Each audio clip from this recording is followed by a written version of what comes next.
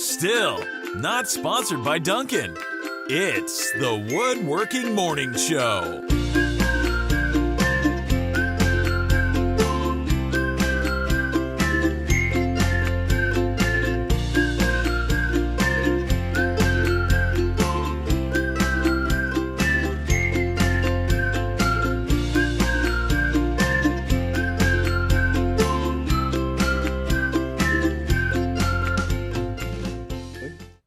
Good morning, everyone. Good morning. We're starting a little bit early today. I got some appointments, got a tight day.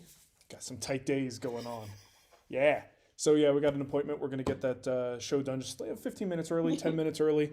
But thank you for joining us. We're glad you're here. I'm festive today. You are. I was going to be festive, but I'm like, wait. I'll wait till December. We only have... Even though we have the Christmas lights on. Well, and we only have a couple more shows, right? Mm-hmm. This show and the next show, I think, is the next official... or the last official show for the year. Yeah.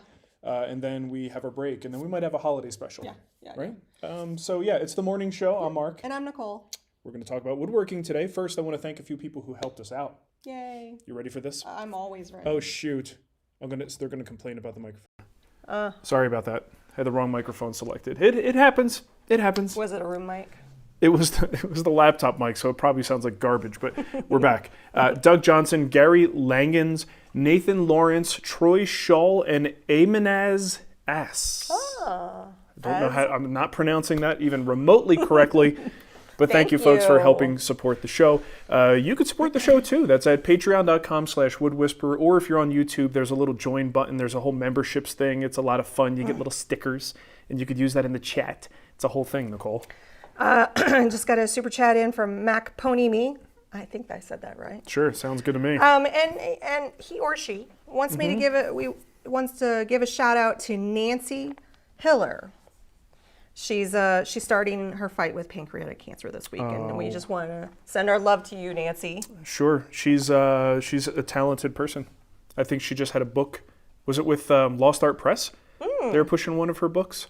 I have to look that up. Yeah, so definitely positive vibes. All going the out. Vibes to Nancy. To Nancy today. for sure. What else do we have on the agenda before we get started? What happened to the bowls? The bowls? I forgot to ask you if you had the bowls. They're over there on They're the over corner, there. but I don't know. Do you want to get that now? Well, wait, how many shows we have left? One more before okay, the so break. maybe we show them then. Okay. A lot of them are holiday relevant Yeah, too. so holiday times are coming up, and you might be making stuff in your shop.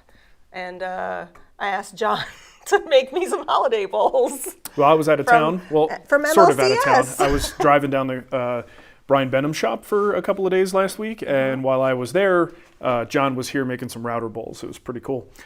We do have a sale going on. Oh yeah, that's right. In the totally Wood Whisperer forgot. store and the Guild store. This is not our Guild project sale. That's coming around Thanksgiving. Thursday. But right now we have physical stuff that's on sale. Yeah. So our templates, card scrapers, I think we've got notebooks and things in there. Specifically, I want to show you. Mom is you best show this. You better show this. Because I need to sell some of these. All right, here, let me show you. It's a sweet little notebook. So if you like keeping shop notes, a leather-bound book like this is kind of cool. I really like it. The funny thing though is, you know what I use this for? I started off using it for workshop stuff, but then I quickly realized that the way that I do my woodworking, everything I do eventually ends up in a formalized plan. So my sort of record keeping on my past projects is a lot more detailed than most people. So I don't need that sort of thing in the shop. But you know where I do need it? Do you know, Nicole? Barbecue. Barbecue. Oh, geez, Why the does it look so blurry? focus just went out. Because I got it on autofocus like a ding-dong.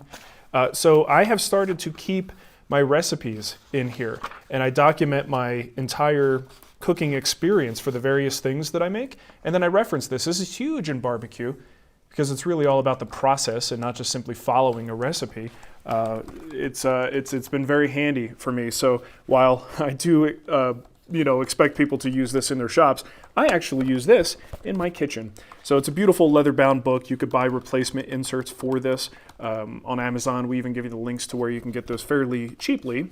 And then once you fill one up, you kind of store it to the side. You could put a date on it and then reference it in the future. It's kind of a cool idea. So that's in the store. That is 20% off right now. TWWstore.com. TWWstore.com. And Mom says these are $40 normally, and they are now $32 with the discount. So there's high that. quality leather. Yeah, it's beautiful leather. Oh, they are made by our buddy Mike at Calavera, which always reminds me of lotion. Calavera, take me away. Right? Or bath bubbles or something like that. You know what? I wanted to show you guys something else. You're going to show that chocolate, piece of chocolate? Yeah, this beautiful piece of chocolate. Every time I see it, I think it's just a giant piece of chocolate. It does look like chocolate. So Powermatic came to the shop last week. We had a real good time. This week. Well, this past week is what I meant to say. Like, you're off. And we had a great time building a project and doing some like professional filming. And it is the 100-year anniversary of Powermatic coming up here soon. You remember the gold standard since 1921? 1921? Well, now it's 2021. 2021. And it's the 100-year anniversary. So this is just a CNC sign that Russell over at Powermatic made. They wanted to get it here for the photo shoot. And then just mail being what mail is, the timing didn't work out. So this arrived the day after they left. And it's now going to probably adorn our wall back here somewhere. So thanks for the lovely gift, Russell. Appreciate that. But that was made on a CNC. I love it because it's got this extra dimension. We did a CNC thing for the project we were working on, and it was just flat, simple V-carve engraving. This is a different level. It's actually really nicely done. So I don't know. Cool stuff. Plan D Woodworks in the chat helped me. He said the notebook is in the Guild store. Oh, we didn't bring that over to the TWW store? No. Or then why did we highlight that? It's still on sale. It's still on sale. It's just at the woodwhispererguild.com. We have 2 separate stores right now. It's not ideal. Don't bring this stuff up, Nicole. We can't solve these problems live on a show. I know. They are problems, though, that need solving. If you're interested in the notebook, you know what? The woodwhispererguild.com/store/extras. After this show, I'm going to go bring it over to the free site. And there's an entry for the stickers, too, but I didn't know why it was in draft form, so I didn't touch it. Oh, well, that sounds dangerous. Okay, let's get to some questions. That's right. really what we're here for today, Yeah. to answer questions. Lots of questions. Do you like my shirt? Yeah. I got a whole pile of these guys, and not enough shows to wear them on. Well, you can just wear them in life. It's like IRL. It's like when a tree falls in the woods or something, right? You know what I'm talking about. Okay, Adam Hawk says, "Hey Mark, what version of SketchUp do you use? I'm on a Mac and I can't use Make anymore because of my Mac version, so I'm stuck with SketchUp Online, which I'm having a hard time adjusting to." First bit of advice I'm going to give you, adjust to it. Yeah. Adjust to it, and if you have the extra funds, go check out Brian Benham's project in the Guild. It is a SketchUp Basics course that was designed around the web-based version. There are some things they've done in there with like even just the icons looking different. Like why not just make them the same? I mean, people would understand it better if they looked the same. But the functionality is all still there. So it is something I think is worth breaking through that little block that you've got there and learn it because it's free. And the desktop versions are quite expensive. Mm-hmm. What I run is the Pro version. I have a Pro license. We use SketchUp for so many business-related things. I think it would be kind of like, I don't know, disingenuous if I would try to pretend that I wasn't making profit from building things in there. Mm-hmm. So we do have the Pro version, but I would highly suggest checking out Brian's SketchUp course. It's fairly, I won't say it's like a huge course. It's got a very small scope in what it's trying to accomplish to help you understand how to draft things in that program. Someone had asked me if they had Pro, would that class be helpful for the Pro? All the tools are the same. Right, all the tools, the way you manipulate the tools, those are the same. Some of the shortcuts might change a little bit if you're using keyboard shortcuts, and where the tools are located in the interface might be a little bit different. But honestly, when you're using SketchUp, you've got a handful of tools that you use. So once you figure out where they are in both programs, it's the lesson is totally applicable. And I think he does show Pro in there a couple different times when appropriate, but we did want to largely focus on the free version for that reason, just because it's free. Okie doke? Okie doke. All right, Marc Lohendorf says, "What's your preferred way to make box joints, router or table saw? I'm making 10 small storage cabinets and would like to use box joints. Router jig I bought from Rockler is suboptimal quality. Box joints for me, table saw. for sure. There's no reason you can't use the router table. It's just never been my preferred way to do it. I find a table saw pretty quick. You could design your own little jig with that, get a little pin that's spaced just the right distance. Takes a little bit of setup time, but you can get it. We've got a video that shows how to do it. I don't know where it is or what it's called, but I know we showed it in a video at one point. There is also, if you got money to burn, check out Inkra's iBox jig. If you're doing a lot of box joints, oh boy, that thing is nice. That's a real nice jig, but it is expensive. So that might be something to look into. Is that something on Amazon? Or is it I bet it's Rockwire? on Amazon. Oh yeah, I'm gonna throw it in our Amazon store. Hey, where is it at? Is it that thing right there? It looks like Amazon has it for $229. Yep. I like the fact that when you click on the iBox jig, right next to it is Was a you. Wood Whisperer season. Yeah. I don't know why that's there, I but don't know. Did you have a video on it? I might have talked about it at some point. Yeah. I don't think I really featured it per se, but I don't know. Interesting. What do I know? I've been doing this for a long time. All right. I don't remember what I did yesterday. Okay.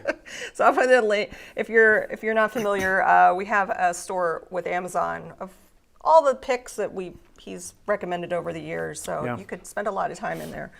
Shop. It's Amazon.com/shop/The Wood Whisperer.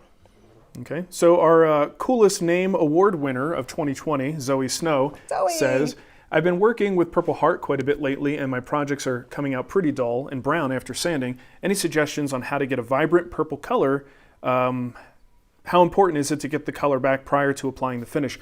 I may have already finished a project before realizing that I probably should have waited until the color returned. I actually don't work a lot with Purple Heart, so it's been a long time since I've worked with it. In the past, all I did was let it sit for a little bit. Like over time, oxidation, a little bit of UV exposure, these things will bring the color back. It's just initially it gets a little bit dull. So there are other people who really focus on this because they work with Purple Heart a lot. And there are some tricks that you can employ. I've seen people use... if it's like a small turning blank, I've seen people actually hit it with a torch with like heat to get it to really punch out that purple. But I think the best article I found is actually James King's website, kingsfinewoodworking.com. He has an article called How to Make Purple Heart Very Purple. And it's a acetone sun treatment. Purpley. Yeah, very purpley. It's a lovely purple dress. Very purpley. Perfect. I know, that's nicely why. done. I didn't even make that connection. So you basically hit it with acetone, give it a little bit of sun. So it's between the UV kicking off an oxidation reaction. It's oxidation that's going to cause that color to come back. Now you have to be careful though, because the thing that makes that purple become intense initially, if you get too much UV and too much sun exposure, it hastens it back to brown. All right, so that's what Purple Heart's going to do. It's going to freshly cut, have that brown color, be kind of dull. Then once you have some UV exposure, a little bit of oxidation, then it purples up, and then over time, it slowly goes back to a boring brown, right? So that's just the life cycle of Purple Heart. Anyway, go check out James King's article on that, and I think you will find some good information there. I was going to say something, but I think I forgot. I put the iBox jig in there. It was up here. Mm-hmm. It was a nice compliment for Brian. 11B Dawson said, I purchased the Sketchup Clash through the Guild and was designing furniture that same day. It was really well done, and I recommend it. Yeah, I like Thanks Brian's. for the feedback. Yeah, we appreciate that. Yeah, I like Brian's approach. He's very easy to listen to. He's got a good speaking voice. The whole thing is organized around building a project, as if you were actually, building the project. But you're doing it all in SketchUp, and he shows how to do all of that stuff. So, and he gets into some stuff that's like way beyond what I would even need. Right. When does his project? Don't know. You don't know. 2021, Nicole. What is it again? It's a table, like a little side table. Side table. Mm-hmm. That's good. All right, so Ben Bodner, Dr. Ben Bodner, Esquire, has a question. He says, is there an easy way... He's not a doctor. I know, he's not. Is there an easy way to tell if my rasp is right or left-handed without the packaging? I have a new left-handed large 10G rasp, and I've never been impressed with it. It seems much less aggressive than the lefty 13G modeler's rasp. I tried holding the large rasp like a righty, and it has more bite. Did I receive a righty rasp without knowing it? I actually meant to pick up my rasps and play with them before the show, but I got busy sawing on something over there. Sorry.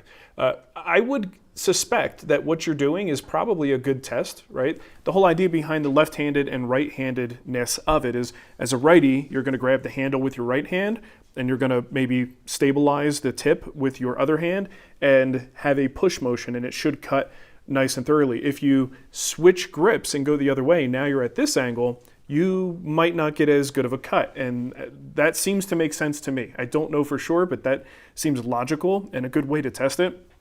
So it is quite possible, Ben, that you do have the wrong one, or they sent you the wrong one. But people who use Rasp in the chat, is that a pretty solid way to confirm left-handedness and right-handedness in Rasp? It seems logical to me. But I always buy right-handed, so I that's all I have. A.B. Morris in the chat thanked me for recommending a podcast to them, Ake Willow, and they binged it the whole thing in a week. And there's she's actually getting ready. It's two people, Amy Frost and JF. Is it Dubois? Dubois. He's a writer. I'm actually reading a book of his right now. It's called A God in the Shed. But anyway, if you're interested in a podcast that's a storytelling podcast that's kind of spooky and weird. Sounds good. Take a look. I'll put a link in the chat. But I'm good friends with Amy, and I'm just now getting to know JF. So cool. I'm glad you enjoyed it, AB. Ness says, I'm a right-handed Ness. Get it? I said right-handedness. Ness. It's pretty funny. Good. That's good. Okay.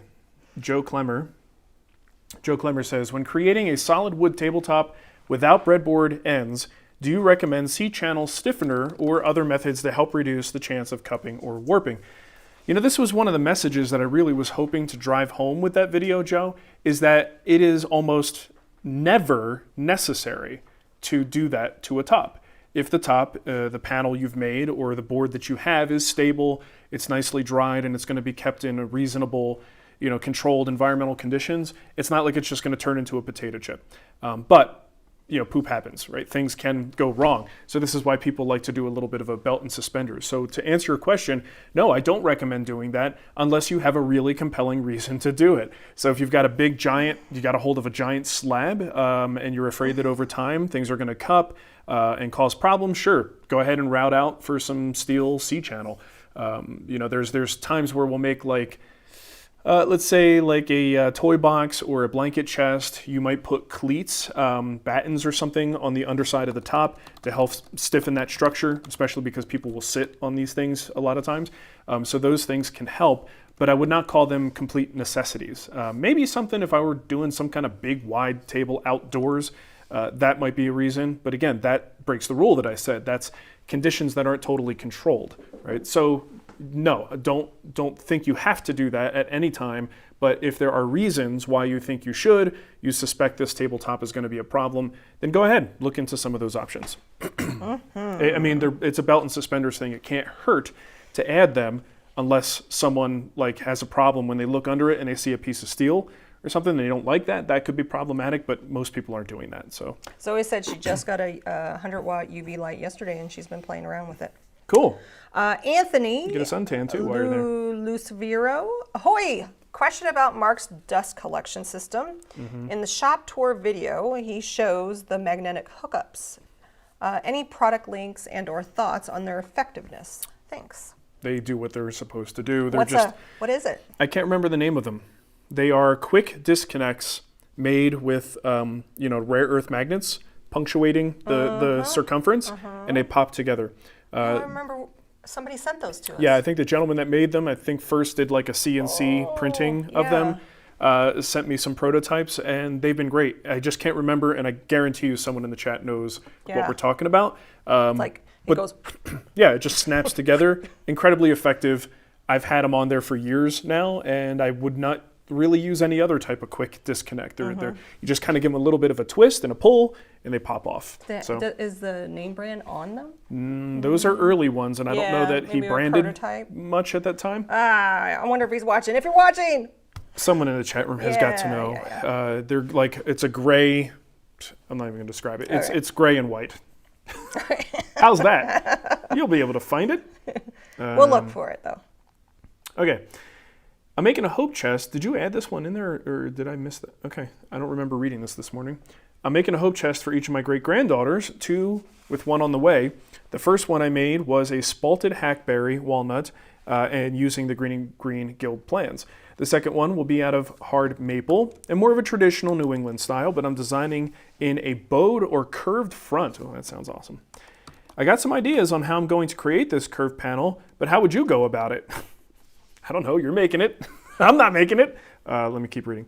I don't have a domino, but I do have a biscuit jointer and bending the boards. How do you make sure that they'll align at glue up? Well, anytime you make a bent panel or any kind of bent board, you kind of have a couple different ways to go about it. There's steam bending. This is a big panel. I don't know that that's appropriate here. You have lamination techniques, right? So bent lamination is certainly one of those things. Third option is to get something that's so thick that you can kind of hollow it out to create your curve. It just creates a lot more waste. I would probably look more into some kind of lamination technique. And the idea being you are conforming to some kind of bending form. And that bending form establishes the shape. Right? Magport, there it is. So if you are doing that kind of process, everything should be fairly consistent. And a lot of times you can actually use the bending form itself as a jig to allow you to kind of clean up the edges and clean up the sides or add your joinery to the sides. So that's how I would go about it. But without more information on exactly what we're building here, it would be difficult for me to give a really exact recommendation. I'll put the link to Magport in the chat. Magport.net. That is good. That's the product. That's it, right? Mm-hmm. That's it. There you go. It's made in St. Louis, Missouri. Oh, yeah. That's kind of cool. They were really, really expensive when he first made them, but we're talking about small production numbers. But he has gotten his prices down. You can get a 10-piece. Significantly less. 10 of them for $73. Well, no. It's a 10-piece Magport starter set. I don't think you get 10 of them. Oh. I think there are 10 pieces there's of 10 pieces. Things in this. 1, 2, 3, and then they're like the little dilly dollies. Which may be one tool or two tools, right? Right. So, okay. Chris Kalnasi says, I said that weird. Chris Kalnasi says, hey, good buddy. Just curious if you have anything to help manage several projects at once. I know you usually focus on one at a time for the most part, but I've seen where you have plenty happening too. With the holidays here, I have lots of gifts, commissions, as well as normal projects. So plenty of things in various stages scattered throughout the shop. Thanks. Well, I gotta say, one of the best ways to stay organized is to use a Wood Whisperer leather-bound notebook. You're so silly. Right? You never get disorganized when you write things down. Yeah, I know. Even though it looks like I'm doing a lot of different things, very rarely am I working on more than one thing at once. I tend to work on it, finish it, and move to the next thing as fast as possible. Because I am not that organized, I tend to focus like a laser, and then once I get the job done, I completely forget about this thing and focus like a laser over there. And I don't deal well with it. Let me ask Nicole, how well do I deal with situations where I have like a guild project edit to worry about? He crumbles. He crumbles. I question whether I'm in the right line of work. That's not compute. I decide that maybe I'll like start cutting hair for a living or something. You are definitely a start and see it to the finish before your brain can go on to the next thing. Even when there are things outside of what you're doing, it's like, okay, he's very focused on that thing right now. I probably shouldn't bring this thing up until he's like mentally ready for it. Yeah, I think some people are better at multitasking than I am, but for me, multitasking is a lie. If I try to focus on two things at once, I will do two things less than I would be able to do them if I were doing them separately. So I'm much better completing a task, finishing it 100%, then moving to the next task. And that's just how I would work. So I recommend that you don't work on multiple things at once. The only reason that I see that's a logical reason to do that is if you're waiting for finish to dry on something and you've got extra time, then you could start the next thing and have that in process while this other thing's finishing. But the finishing process is not one that takes a lot of brain power, so it shouldn't be hard to multitask. If you're multitasking, a lot of people do it because they have an attention focus problem and they have trouble staying on task on one thing because they get distracted by this other thing. You got to work on that. I think it's way better to just finish it and move on to the next thing. I got a couple super chats that came in. Kevin Windsor left a super chat and said, the left and the right-handed rasp has nothing to do with which hand you use. The right-handed rasp cuts smoothly when pushed on a diagonal to the right. I don't know what were you talking about rasp? Yeah, I was. Yeah, but isn't that also where the right-handedness comes from?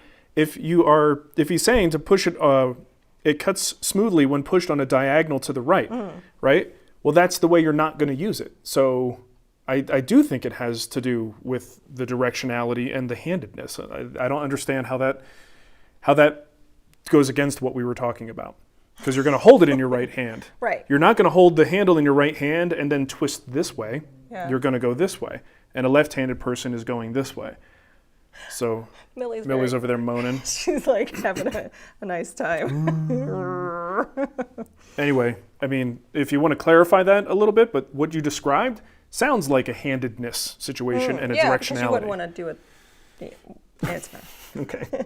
Evan Mentz. Whatever. Mentz did a super chat, and I'm looking for your question, Evan. I'll keep looking. Oh, there it is. I just wanted to say thank you for the free plans for the MCW table. What's that? MCM table. Oh, what's that? Mid-century modern. Oh. Your brother's table, I think. Oh. I just finished building it. My girlfriend loves it, and it's Good. gotten many compliments. Oh, that's awesome. Oh, that's cool. Good to hear. Thanks. Stumptown Woodworks says, I have a project, coffee station, where it's essentially a small cabinet on legs with a marble top, but the cabinet surrounds the marble top on the sides and the back, keeps things from falling off. Excuse me.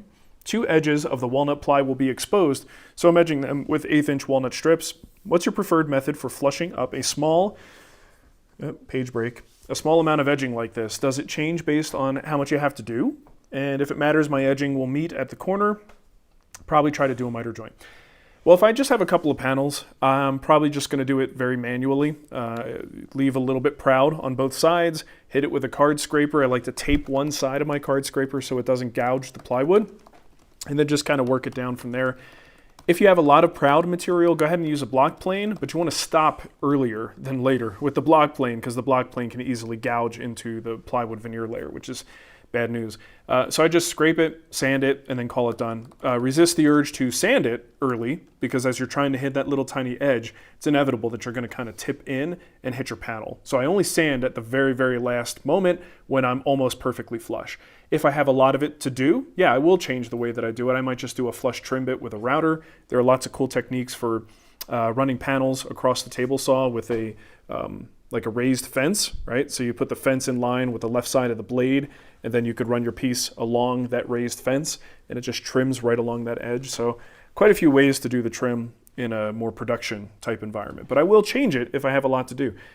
We did the outfeed table cabinet, which had a bunch of 3/4 inch edge banding on it, and we did a router for that one. Just if I gouged a little bit, I didn't really care. But if you do it carefully, you shouldn't have any gouging issues. Got a question here from Todd Allen. I have a question. Have you found a Denver area source for hardwoods, maple, walnut, cherry, domestic, for exotics, especially Baltic birch plywood? It's funny because just recently, Mario also says, I live in Aurora and was wondering which hardwood dealer you favor. So in the Denver area, Austin, right? Austin Hardwoods. Austin Hardwoods. They got everything. They got it all. I mean, they even have a decent supply of exotics. If you go, it's not in the warehouse. If you go in the showroom area where you pay, they've got a pretty nice selection of decent exotic material. But of course, all the domestics you could need, all the plywood. Birch? They have Baltic birch too? I just bought some Baltic birch. Their stuff is like Russian birch. It's a terminology thing. Okay. I never remember. People tell, like, you can get the whole rundown on the differences between them and what they are, but I never remember. But they call it Russian birch. Check out Austin Hardwoods. They only have the one location, or do they have 2 locations? They have 1. Okay. Yeah. It's Austin Hardwoods. off Mississippi Avenue. Sawdust Factory says, can you enable the chat comments for the playback after the show? It is enabled. Right, but we don't always have control Right. over whether it displays. Yeah. YouTube seems to do what it wants to do, and sometimes it does what we think it's going to do, and sometimes not. But we never hide them. We like those being present for the live shows. Kind of makes you feel like you're watching it live. Nigel asks if you would be happy with a 0.01370 error on a crosscut sled. I think I know the answer. Sure. Sounds good. I don't know. It's math. If you can get it better, get it a little bit better. Sometimes with these things, the way I like to envision error is to know it over a certain distance, right? So if you tell me that you are 0.003 over 24 inches, I'm going to tell you to stop, right? What you gave me is a number but no length reference, so what that error is, it really depends on how long of a piece we're talking about. How wide was that board when you cut it that error represents? Because that amount of error could be, kind of problematic if we're talking over a short distance. But if that error is over maybe 24, 30 inches, then it's not as bad as it sounds. So again, I need a little bit more information, but I tend to be, if you can easily adjust it and get it a little bit better, then why not, right? But if it's really causing you frustration and you've been at this for a day and you're not getting any better, then stop. It's fine. And just start doing some woodworking. There you go. You have any more Patreon questions? Or are you caught up? I do. I have some more questions too. I got a Randy Green over here. Randy Green? He says, you mentioned in your book, Hybrid Woodworking, that you started with a Craftsman contractor saw and upgraded the fence. Could you elaborate on this? Great book, by the way, he says. Thank you. Thank you very much. It's on sale. So, in TWW store. Is it though? It I don't know if the books are on sale. I thought it was. I don't know. Careful, Nicole. Careful. At least the bundle is. Careful. I sent you a link. You? Okay. Oh, the hardback book is on sale. The hardback book. And that's not hybrid. Oh, and that's essential joinery. You can get hybrid woodworking on sale if you bundle it with essential joinery. Mm-hmm. That's what I saw. Okay, so I'm going to put a link in the chat here. This is the Vega fence. So yeah, on the Craftsman, the problem with a lot of the contractor saws is they have a weird proprietary fence rail on there, and if you don't replace the rail, you can't just like pop a new system on there or put a new fence that just engages with it. So fortunately on that Craftsman that I had, it's very easy to get the standard rail off of there and go to something else. So Vega at the time was like one of the only games in town that made a decent, nicely locking fence, had a round rail that you just attach with brackets to the saw. I can't remember if I had to drill holes or tap holes. I don't know. Well, it probably didn't tap anything back then because I didn't know what taps were. So I may have had to drill a couple of holes, I don't know. But you attach this new rail to it and it was a game changer. And I actually really, really like the Vega fence for those, contractor portable style saws if you can get it on there. Maybe not so much portable, contractor style. You know what I'm talking about. The ones with legs. Apo Apina made me laugh. He goes, books have so many words. They do. And I was like, so many that they tell you write too much. Mm-hmm. You write too much. Did you know that? You write too much. That's like an Amazon review. This guy uses too many words. What do you think I bought this book for? Okay, Joe Ferrone. Okay. He says, greetings, good buddy. So, what's in your apron these days? Air and sawdust. Yeah. They're sitting over there. I still battle with myself. I want to wear an apron. I love aprons. I like the idea and the concept of an apron. I think the problem was, one, when I moved to Arizona, it was just too hot, right? So I got out of the habit of wearing aprons. But I think almost more importantly, dealing with a microphone. A lot of times I feed a microphone up through my shirt, like I have right here. It comes out, clips on the front. But trying to get that all to work with an apron on top of it, it just becomes a little cumbersome. So I've got, as much as I love my Calavera apron, and as much as we, sell these aprons, people love them. They're fantastic, high quality aprons. Don't let the fact that I don't use mine, be a reflection on whether you should look into wearing an apron. Aprons are fantastic. It sounds like you know that because you're asking what's in mine. So nothing though, unfortunately. I wish I had more. John Crawford wants to know, how often do you fully design projects in SketchUp? I'm working on a hobby desk idea and I feel like I'm stuck constantly playing in SketchUp instead of building. I only do as much as I need to do. SketchUp sometimes will help me answer questions about proportions. It'll help me answer questions about joinery details. But do I go, if I'm doing a table, do I model out all 8 mortise and tenon joints? No, I only need 1, right? So I don't really do the whole thing. Now we do wind up completely modeling, but that's after I pass the project over to Brian, and Brian does it because we're going to be distributing these things.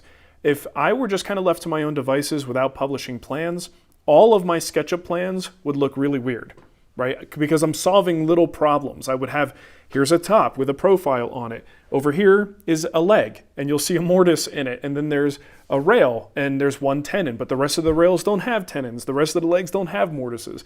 It would be very disjointed.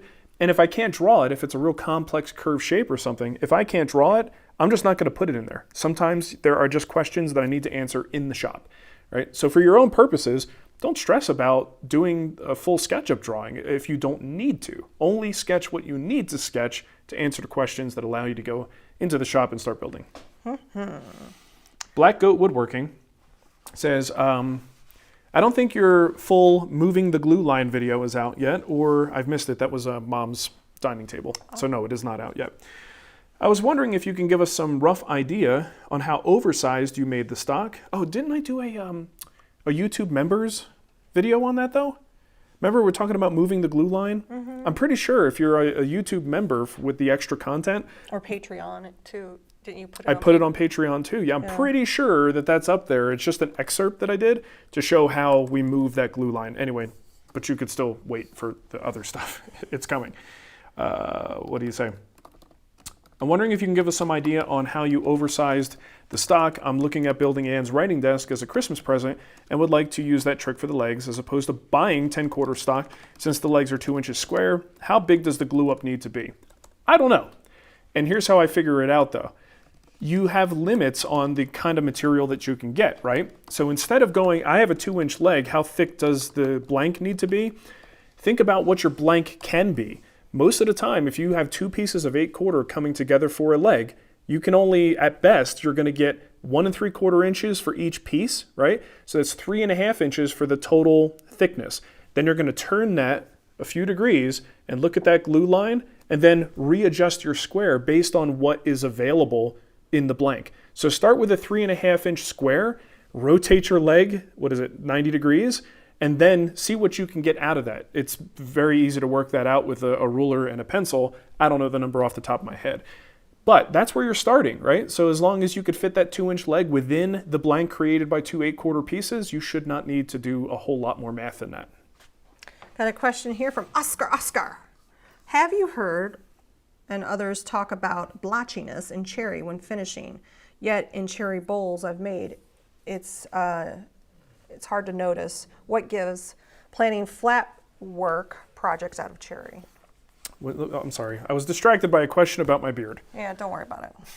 What? Where is it? Right there. Look, you've got 20 questions in a row with like size 10 font. You got to give me a little clue here. Right here. I heard you and others talk about blotchiness in cherry when finishing. Yet in cherry bowls that he's made, he doesn't notice it. So what gives? I don't worry about it. Some people worry about it. I've said this before. Glenn Huey had an article, I think it was in Pop Woodworking or maybe just on his website, that was like, cherry blotches, get over it. Yeah. So you could fight it. You can do all kinds of things to prevent it from happening. Sometimes it happens more on some boards, less on other boards. But in the end, you're fighting an uphill battle, and it's wood. So you either embrace it or you start to do blotch prevention measures, which can be effective. And if that's the way you like, if that's the kind of look you're going for, then absolutely go for it. But honestly, if you don't see it and it doesn't seem to be a problem, then it's not a problem. Got it? Got it. Adam wants to know, what's the best way to fasten an insert panel? I have my veneered pattern panel for my coffee table and dropping it into my 2x2 frame, thinking of bracing it around the edges. Well, you could just use biscuits, dominoes, dowels. You could probably just do a glued-in rabbet joint. You shouldn't have to do too much. It's a captured panel. It's not going anywhere. So even just a little bit of glue sitting down on a ledge would be enough. Okay. Let's see. Leslie wants to know, hi, I'm new to woodworking, and I've noticed for case work, plywood is used and hardwood is used for face framing. Can you do the same for a coffee table, or is that the type you would need hardwood? When do you use which? Thanks. It depends on you. Yep. Plenty of coffee tables out there are made from plywood. Plenty of coffee tables are made from solid wood. Excuse me. Most of the time with casework, modern furniture is going to be made from some kind of sheet good because it's more practical. Everything's already thicknessed. Just think about a basic cabinet, right? You've got a top, 2 sides, and a bottom, and then a door. If you make that all out of solid wood, you got a lot of milling to do, you got panel glue-ups to do, you got thicknessing to do, then you got to cut them all down to size. Make that out of plywood, it's all the same thickness already. You just, chart out your cuts, cut them to size, and then put everything together. So it's a matter of practicality and expedience when you're using, building stuff for modern furniture. The trick is plywood often looks like plywood, have very thin veneer on the top. It's almost too consistent across the board, the panels. So, it's just a matter of what kind of look you want and then designing the piece of furniture to accommodate the type of material that it is. Obviously, the solid wood is going to move in expansion and contraction, and the plywood is not going to move as much. So as long as you know what you're doing with the design, you can go either way. I would say most coffee tables that you're going to see a woodworker build, you're going to find those mostly out of solid wood, just because it's an opportunity to let a top float. You don't have to worry about it being blocked in, but very design dependent because there's no reason you can't use plywood on something like that. Just got a super chat in from Doug. Okay. Let you answer that. Alrighty. He says, looking at adding a second router table to my small shop, can you easily take the LS positioner on and off?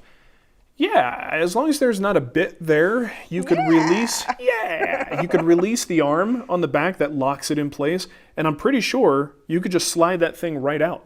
There might be, I've never taken it out, so I don't know. Maybe there's some kind of a stop there to prevent it from coming all the way out, but to my knowledge, you could pop that thing right out and move it to another one. What you don't do is move the bracket. So there's a bracket that gets screwed down to your top that gets this thing positioned where you want it. So if you're going to interchange the LS positioner from one table to another, I think you'd have to see about buying a second bracket. So maybe they sell those separately, I don't know. But you would need that bracket attached to the other top, and then you could just slide the arm back in, and the fence would move from one to another. So I don't know if that would accomplish what you're looking for.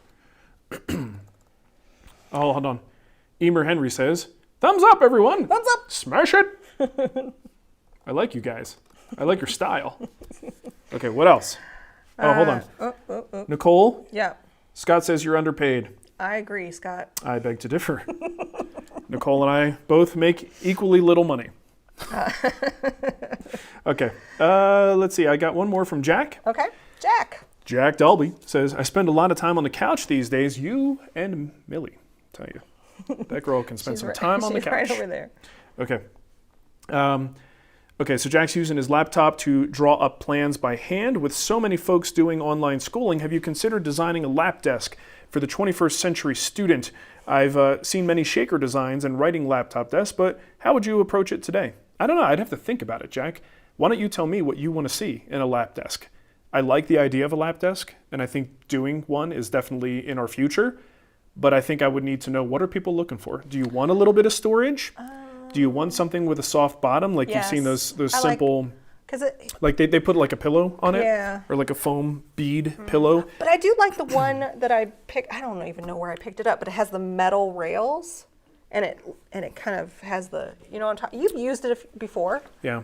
And it has the thing that lifts the thing. I want one with like shielding, so I don't radiate my gonads. Yeah. You know what I'm talking about? Yeah.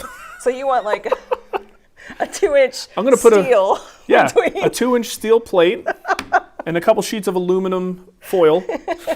Also one for my head, and that will protect my lap.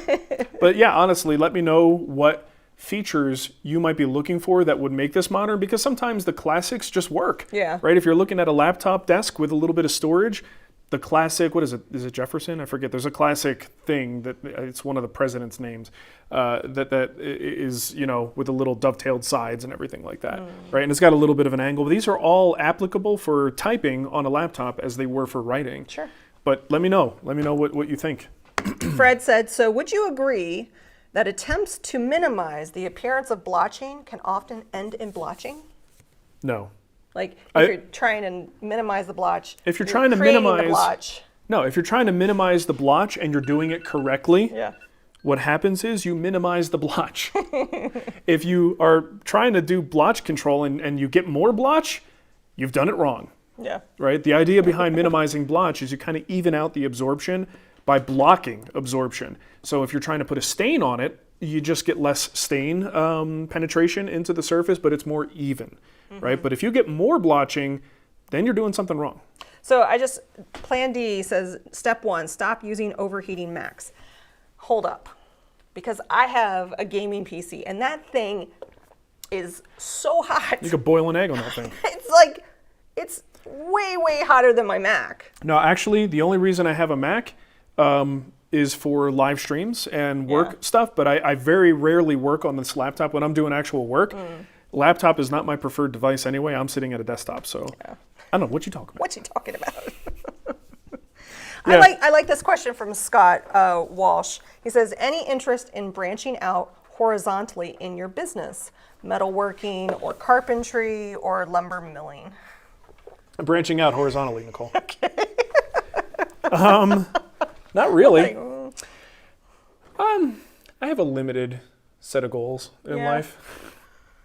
He likes things I simple. don't aspire to do much. What you're describing sounds like more work. Well, it's funny because it's usually you're comfortable and I'm like, no, let's, and you're like, I'm like. If I'm going to branch out as a business, I'm going to hire people to help me branch out and then learn as I go. You know what I mean? Yeah. Like if I wanted to do more with CNC, you know what I would do? I'd say, hey, John, let's do some more with CNC, because he loves the stuff. Like that's the thing he likes to do. Yeah. So I like to stick with the things that I like. You know, I don't see myself branching out. I also don't have a situation here that allows a lot of safe branching out. What I mean by that is every decision we've made with the business, while the initial decision to start the business was definitely not safe. Since then, we've made very smart, safe decisions, being like, we can start this thing, but if it doesn't work, we can quickly back out without much loss, right? Sure.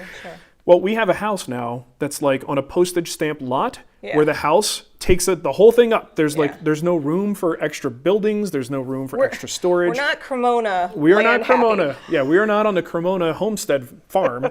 I would actually have to go into commercial space. I think if we were to do anything beyond this. Yeah. And that's certainly a possibility in the future. But I would say right now, I don't think I want to go down that path. I want to maximize what I do with this limited thing, whatever this is. I will say in our Denver group on Facebook, there's usually a couple times a year somebody going, hey, I have some extra space available in my commercial space if anybody wants to rent. Yeah. So I always see that stuff. So there's always a possibility you could partner with somebody locally. Sure. To get us, more affordable space. But my way of experimenting is always like a very safe way, right? And having a lease or having to buy a new building or something like that starts to feel very unsafe, and I don't like that idea. I'm wimpy. I'm a wimpy businessman. Scott did a super chat. Do you see his super chat? Keep on scrolling. Keep on scrolling. It's already past. Botching, blotching. Blah, blah. I don't see it. I see Stumptown saying that my Rubio obsession is perfectly justified. Keep going. That's good news. It's right there. It's highlighted. Oh, super chat. Super chat. Is there a better smelling finish than Rubio? 2, how can I get my wife to wear it as a perfume? 3, is it weird to like the smell of Rubio this much? Yes. In fact, it took me a while to warm up to the smell of Rubio. I didn't like it for the longest time. Yeah, so the smell of Rubio, I've said this before, reminds me of tobacco, raw tobacco. So like if you go into a smoke shop where they're not actively smoking and burning things, the smell of raw tobacco or what processed tobacco, whatever it is, unsmoked tobacco. Yeah. That's what Rubio smells like to me, and I can't stand that smell. It's one of those things that I immediately just go, oh. So I don't love the smell, but I have gotten used to it. And now when the smell of Rubio is in the shop, I'm like, oh, okay, it's not entirely unpleasant anymore. And I also find that when I finish with Rubio, maybe it's like the buffing process or how much time I'm physically spending with it, but I almost feel like my skin has a coating on it. I got to shower like as soon as I finish working with Rubio. All that said, it's great. And if you want to douse your wife with it, that's perfectly fine. I'm sure she'll love it. I'm sure she'll have words. What you got to do is you got to be like, hey, honey, have a little bit on your finger and just go, boop, boop, boop. She'll think you're tickling her ear. You're like, hey, stop it. But you've actually and then she's going to go. You just dabbed a little bit of take a shower. A little bit of Rubio, part A, behind her ear. It can't be good. She'll love it. Okay, what else? All right. Got a question here. Oh, another super chat just came in. Oh, well, there you go. This one, John Bryant says, just recharging the Good Buddy batteries. Thanks for all you both do. Well, thanks, Good Buddy, Thanks, John Bryant. Look at John's picture. Anytime I see someone with just, all I get is their face and a collar, Yeah. I'm like, insurance guy, right? Businessman. Businessman. Yep. Businessman, I'm crushing your head. All right. Anything else? One more question from Jim Rumsey. Hi, Marc and Nicole. What is your opinion of using power tools that have been through a fire? I recently had a shop fire, and some tools appear to be fine. Would like smoke or soot coat wires? This is an area that I am not comfortable giving you advice. You might need to talk to your insurance guy. I mean, as soon I'm sure as... he's probably... If you have a condition where like a couple of tools are next to each other, one is clearly fire damaged and unusable and the next one is not, it is possible to think that this one could have some damage that won't show itself until later and could be a liability to use. I'm not in a position to tell you how to make that determination. Yeah. I don't know. I wouldn't. I would be nervous to Yeah. use anything that had extreme Heat. soot and heat exposure. You could have things where contacts have melted and they're just Oh, still yeah. barely touching and it might slip off at some point or break off. It makes me uncomfortable. Sorry to hear that, but I would definitely do some research. And if you're going to use these things, just try to be as safe as possible. And how to do that, I don't know. But that's not a fun position to be in. John says business, yes. Insurance, no. He's in software sales. I used to be in software sales. I was going to say software sales. Yeah. That was going to be my second guess. Okay. Anything else? I think we should wrap this up and then head on over to the after show. Harry brings up a good point. It may not be worth it depending on the tool, but he says to go and get it tested. Well, Can you get them tested? well, I think to get it tested means either take it to a repair shop, Yeah. have them look it over, give it a cleaning, or even talk to the manufacturer and see if, maybe as part of a warranty service, you could have it sent in and just inspected. I have a feeling, though, with certain tools, especially if they're out of warranty, it's going to be hard to do if they even say yes at all. And it may not be worth it, for the cost of the tool and what they might charge you to do a service like that. You're not really sure. Stumptown has a good point. You could have melted insulation on a wire and you can't see it. Yep. So that's why It's you get to inspect it. No fun, man. All right, anything else? There's always something else. Okay. Do you want to stop the Nope, show? we got a doctor's appointment to worry about. That's why we started early. Yeah. All right, well, thank you for watching, everybody. you. Remember that sale is at the Wood Whisperer store, TWWstore.com, as well as the woodwhispererguild.com/store. Yep. Both places will have various things because we're disorganized. What can I say? Go check them both out. I'm going to put the Patreon after show up in the chat. So you can head on over there. We'll be there in a second. If you're a YouTube member, it's under the community tab if you'd like to join us. You can watch it later, but if you want to hang out. If I didn't get your question answered here, I'll definitely answer it there. Yeah. Okay, he'll sounds answer good. it. Well, have a wonderful weekend, everybody, and we will see you in the after show. Bye. No, it's not the last one for the year. No, we got one more. One more.